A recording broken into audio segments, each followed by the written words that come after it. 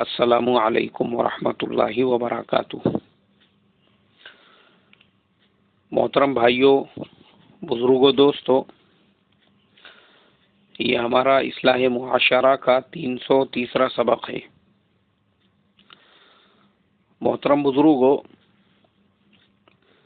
302 سبق میں آخر میں نے ایک حدیث بیان کی تھی اور یہ کہا تھا کہ انشاءاللہ اگلے سبق میں اس کی تشریح بیان ہوگی، اس کا خلاصہ بیان ہوگا۔ اور وہ حدیث یہ تھی، اللہ کے پیارے نبی صلی اللہ علیہ وسلم نے فرمایا، جو آدمی ماں باپ کی خدمت کرے، ان کی فرما برداری کرے، اللہ اس کو دنیا میں 2 نعمتیں عطا فرماتے ہیں۔ ایک تو اس کی عمر لمبی کر دیتے ہیں، دوسرے اس کے روزی میں برکت عطا فرماتے ہیں۔ اور جو ماں باپ کی نافرمانی کرے، ان کی خدمت نہ کرے، ان کو ترسائے، ان کو تڑپائے، اس کے اپنے بیٹے چاکلیٹ اور ویفرز پہ سینکڑوں روپے خرچہ کر دیتے ہیں،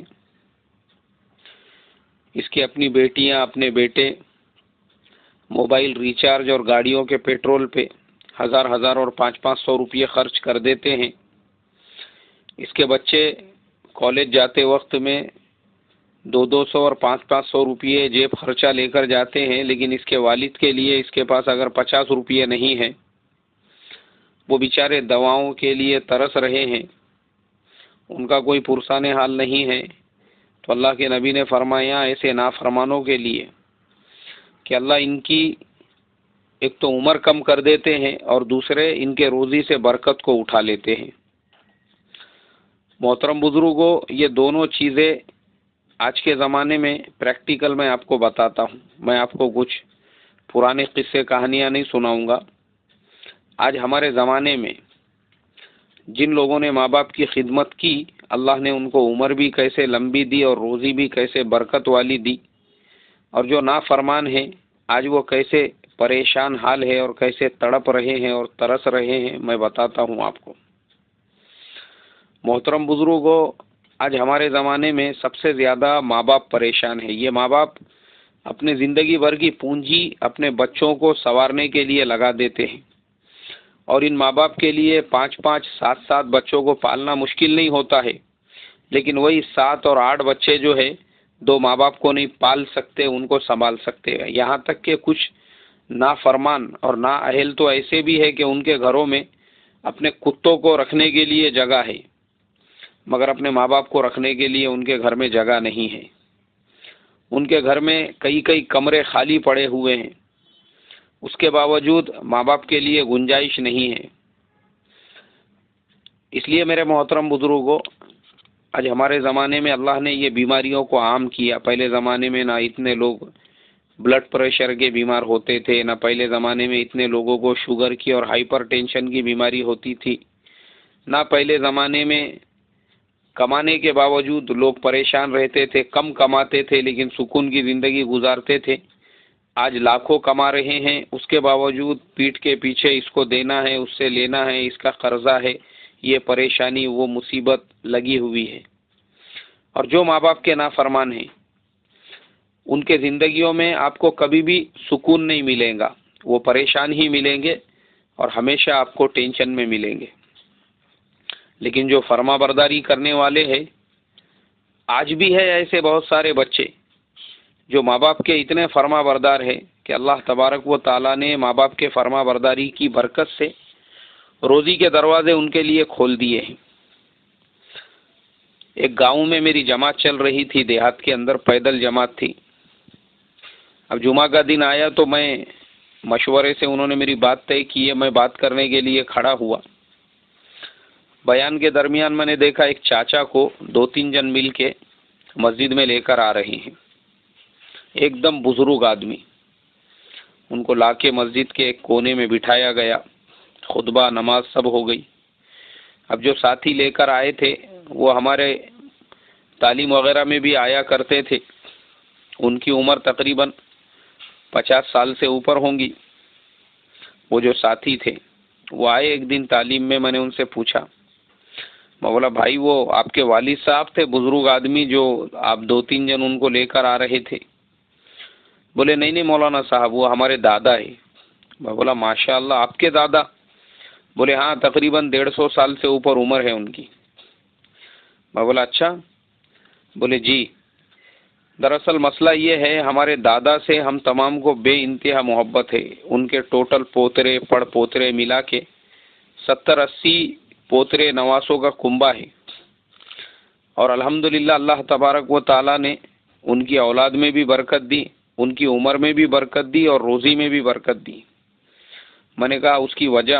بولے وجہ یہ ہے مولانا کہ ہمارے دادا اپنے والدہ کی بہت خدمت کیا کرتے تھے۔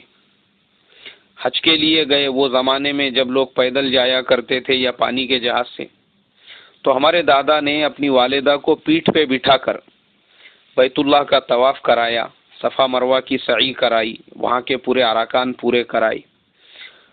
اس لیے ہم تمام لوگوں کو دادا سے بے انتہا محبت ہے۔ اور دیکھو اللہ نے ہم کو بھی جو کچھ عطا کیا وہ ہمارے ماں باپ اور دادا کے خدمت کی برکت سے۔ بولے پہلے میں بکریاں چرایا کرتا تھا، لوگوں کی بکریاں کھیت میں لے جا کے چرانے کا، یا یہ بازار سے وہ بازار بکریاں لے کر جانے کا، اور میں ہمیشہ دعا کرتا تھا کہ اے اللہ میرا مکان دوسرے فلور پہ ہے اور میرے دادا بزرگ آدمی ہیں، اگر تو میرے روزی میں برکت دے گا تو میں ایسا مکان خریدوں گا جو زمین کے لیول کا ہو اور میرے دادا کو سیڑھی چڑھنے کی ضرورت نہ پڑے۔ بولے اللہ نے میری نیت کو قبول کیا، میں نے تجارت شروع کی اور الحمدللہ ایسا مکان اپنا خریدا سب سے پہلے جب میرے پاس پیسے آئے، جو زمین لیول پہ ہو اور میرے دادا کو آنے جانے میں تکلیف نہ ہو۔ اور بولے یہ جو گاڑی دیکھے نا آپ نے، اسکارپیو گاڑی جس میں نے میرے دادا کو لے کر آیا، یہ ہم نے صرف اور صرف ہمارے دادا کے لیے خریدی تاکہ ان کو مسجد جانے اور آنے میں کسی قسم کی کوئی تکلیف نہ ہو۔ بولے دیکھو آج اللہ کا فضل و کرم ایسا ہے کہ ہمارے دادا کی خدمت کے لیے ہمارے یہاں پہ نمبر لگتے ہیں، باضابطہ اس کے لیے مشورہ ہوتا ہے، کیونکہ دادا کے پوترے نواسے اور خاندان بہت بڑا ہے، تو سب لوگ یہ چاہتے ہیں کہ ان کے گھر میں یہ رہے اور وہ ان کی خدمت کرے، اور جس کا خدمت کا نمبر آتا ہے وہ حتی الامکان اپنے آپ کو ان کی خدمت کے لیے نچھاور کر دیتا ہے۔ بولے یہ ان کے خدمت کی ہی برکت ہے کہ میرے جیسا آدمی جو لوگوں کی بکریاں چرایا کرتا تھا، لوگوں کی بکریاں یہ بازار سے وہ بازار لے جایا کرتا تھا، آج اللہ تبارک و تعالیٰ نے مجھے بکریوں کا اور بکروں کا اتنا بڑا تاجر بنا دیا ہے کہ میری روزانہ ایک گاڑی فلانے شہر کو اور ایک گاڑی فلانے شہر کو جاتی ہے۔ یہ صرف اللہ کا فضل ہے اور احسان ہے۔ میں نے کہا دیکھو اللہ کے نبی نے آج سے 1450 سال پہلے فرمایا تھا کہ ماں باپ کے فرما بردار کو 2 نعمتیں دیں گے، عمر لمبی کریں گے، روزی میں برکت دیں گے۔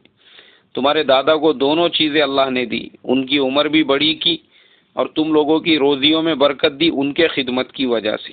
یہ ایک زندہ مثال ہے میرے محترم بزرگوں۔ ہمارے زمانے میں سب سے بڑا مسئلہ یہ ہے کہ انسان یہ فیصلہ نہیں کر پاتا اپنے گھر کے اندر کہ وہ بیوی کا حق ادا کرے یا اپنے ماں باپ کا حق ادا کرے، کیونکہ ہمارے گھروں میں سب سے بڑے جو فتنے پیدا ہوتے ہیں وہ ساس بہو کی لڑائی سے ان کی شروعات ہوتی ہے، اور اس کے بیچ میں مرد پیسا جاتا ہے۔ تو ایسے ہر مرد کو وہ دونوں کے حقوق کو پتہ کرے کہ بیوی کا میرے اوپر کیا حق ہے اور ماں کا میرے اوپر کیا حق ہے، وہ دونوں کے حقوق کو صحیح ڈھنگ سے ادا کرتے ہوئے چلے گا، نہ اپنا پہلو زیادہ ماں کی طرف جھکنے دیں گا نہ بیوی کی طرف جھکنے دیں گا، تو حالات سازگار رہیں گے۔ ورنہ ہوتا یہ ہے کہ لوگ دین کا صحیح علم نہیں ہونے کی وجہ سے دونوں معاملات میں کبھی کبھی ایسا ہوتا ہے کہ دونوں کے ساتھ میں ناانصافی کا معاملہ کرتے ہیں۔ کبھی تو بیوی پہ اتنا ظلم کر دیتے ہیں کہ طلاق تک نوبت آ جاتی ہے کہ تو میرے ماں باپ کی خدمت نہیں کرتی، تو ان کی فرما برداری نہیں کرتی، تو ان کے ساتھ ایسا نہیں کرتی، تو ایسا نہیں کرتی، اور یہ مسئلے کو لے کر طلاقیں ہو جاتی ہیں۔ حالانکہ دیکھو ایک بات میں آپ کو صاف بتاتا ہوں، شریعت کے اندر ماں باپ کی خدمت بیٹے کے اپنے ذمے ہے، بیٹے کا کام ہے وہ اپنے ماں باپ کی خدمت کرے، اور اگر بیٹا یہ چاہتا ہے کہ میری بیوی میرے ماں باپ کی خدمت کرے تو حتی الامکان کوشش یہ کرنا چاہیے کہ شادی اپنے رشتہ دار میں ہو، اپنے پھوپھو کی لڑکی سے، اپنے خالہ کے لڑکی سے، ماموں کی لڑکی سے، جتنے قریبی رشتہ دار میں آپ شادی کریں گے تو وہ جو آنے والی آپ کی بیوی ہوں گی یا آپ کی بہو ہوں گی، جو آپ کی یا تو بھانجی ہوں گی، بھتیجی ہوں گی، آپ کی اپنی رشتہ دار ہوں گی، وہ خود آپ کی خدمت کریں گی. اس کو پتہ ہوگا کہ بھائی یہ میرے پھپھو ہے، یہ میرے خالہ ہے، یہ میرے رشتہ دار ہے. ہوتا یہ ہے میرے محترم بزرگوں، آج کل ہم لوگ کیا، ہمارے جو ایکسپیکٹیشن ہیں، ہم لوگ اپنے قریب میں رشتہ دار کی غریب بچیاں کرنے کو تیار نہیں ہیں. ہماری امیدیں بڑی بڑی ہوتی ہے.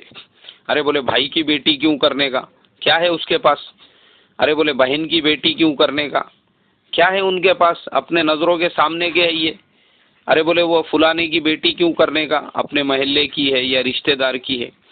لوگ یہ سوچتے نہیں، بولے نئی جگہ رشتہ داری کریں گے، ایسے مالدار گھرانے میں کریں گے، وہ ہمارے سے بھی 4 قدم آگے ہونا چاہیے، پیسے میں، دوسری چیزوں میں.